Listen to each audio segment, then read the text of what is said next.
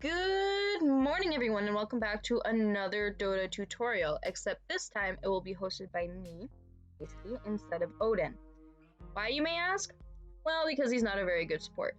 For this video, I would like to focus on the basics of supporting, and I will be using one of my previous games as a Dazzle. If you would like to disagree with anything that I say in this video, please leave a comment down below and we can discuss it. I would like to mention that I have watched a lot of support advice videos, and a lot of the tips that I will give you are compiled directly from a lot of pro players, like No Tail from OG and Kuroki from Team Liquid.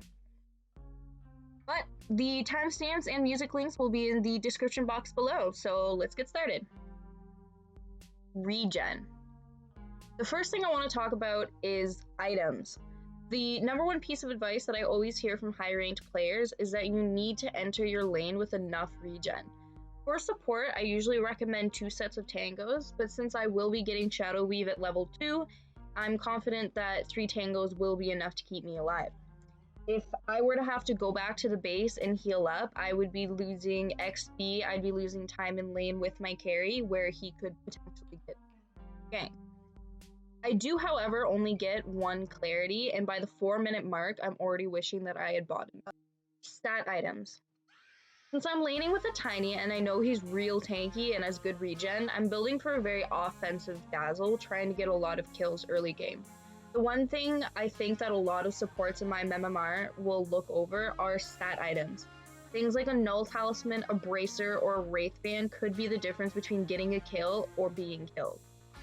Early game, gold and XP are what can win or lose a game, so your stats and the stats of your carry should be the first thing on your mind until laning stage is over.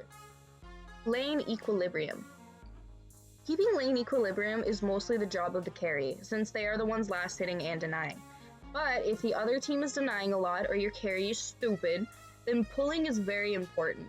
For this game, the enemy team was pushing their lane and my carry didn't have a hard time keeping our lanes close to our tower and in our favor, so I never had to pull. There is one instance, however, when the lanes pushed out and as a consequence we were ganked and we both nearly died. Even though we're both able to escape, we had to leave lane to use the shrine, costing resources and losing us a lot of XP.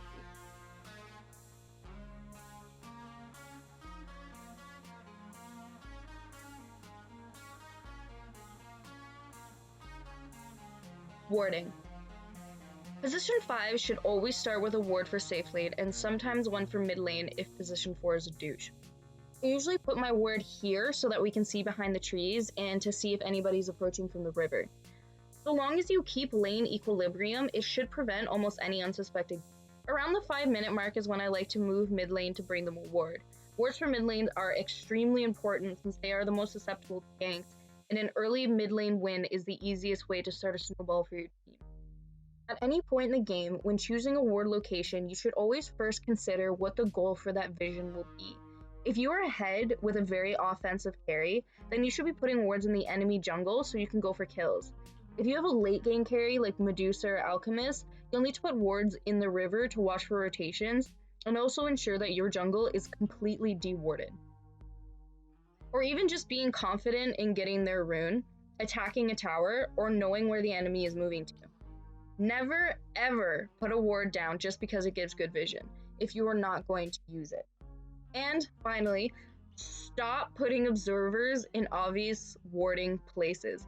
Getting dewarded means that you waste gold, you give gold to the enemy supports, and you can completely run out of vision until the shop restocks. If it is the difference between shitty vision versus no vision, always put the wards in a weird location. Minimap awareness. Being aware of your minimap is one of the most important things a Position 5 needs to do. If you're newer to Dota and you find it difficult to be basically watching 2 screens at once, just always remind yourself to glance at the map and to keep count of how many enemy heroes are showing. And always pay attention to pings. At 8 minutes, I noticed that there are 2 allies and 2 enemy heroes mid. Moving my camera mid, I can see that my mid is not going to die, but by TPing, I'm able to help secure the next kill.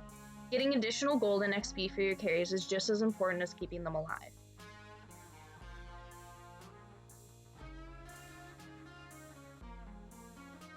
Stacking. The next point brings me to stacking. It took a lot of practice, but I'm now constantly aware of the time during games. There are a lot of players in the 2K, 3K, or even 4K ranks who never pay attention to the time because that's the job of their supports. That's why I always like to ping the time just before rune time, or even if I see my carry jungling across the map, I'll ping the time so they can stack for themselves.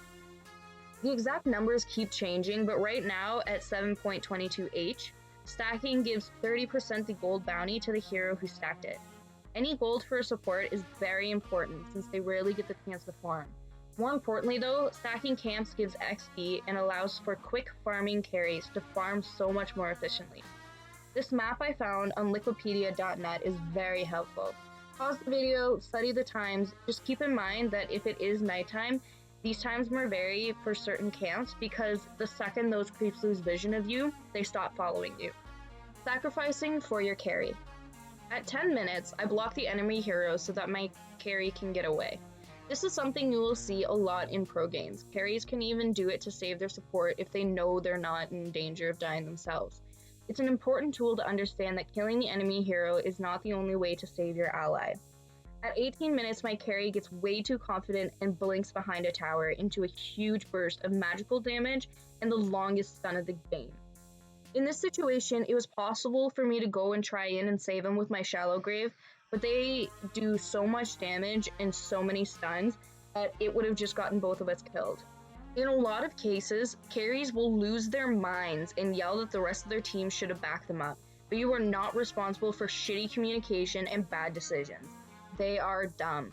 Just don't hesitate to keep yourself alive instead of snowballing into a team wipe like I see all the time. My hesitation here allows time for the rest of the enemy team to show up, kill me, and then kill the Omni Knight. Your game matters too. The most important thing on this list comes directly from Big Daddy No Tail. Your game matters too. You will burden your team if you limit yourself too hard. When your carry is in the jungle, you should kill creeps and take the XP in lane. When everyone is farming or doing something dumb, you can jungle or push out the lane. If there are invis heroes on the other team, every single member of your team should be carrying dust until they are sad. You can even ask your carry for a Tome of Knowledge or for some wards if you're having a hard game or have to buy a really important item. Around 20 minutes, when I just had the recipe for my Guardian Greaves left to buy, the Earthshaker took over warding almost entirely until I was able to finish my item. There are only 5 members of your team and every single one of them is super important.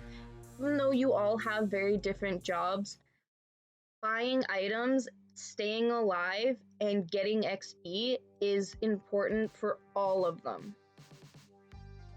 Thank you guys so much for watching. I hope that you found at least one of these tips helpful. Leave a like down below if you agree with anything I said, or if you don't agree, leave a comment and we can fight about it. Don't forget to subscribe and hit the bell if you want to be notified the next time that we post. Bye!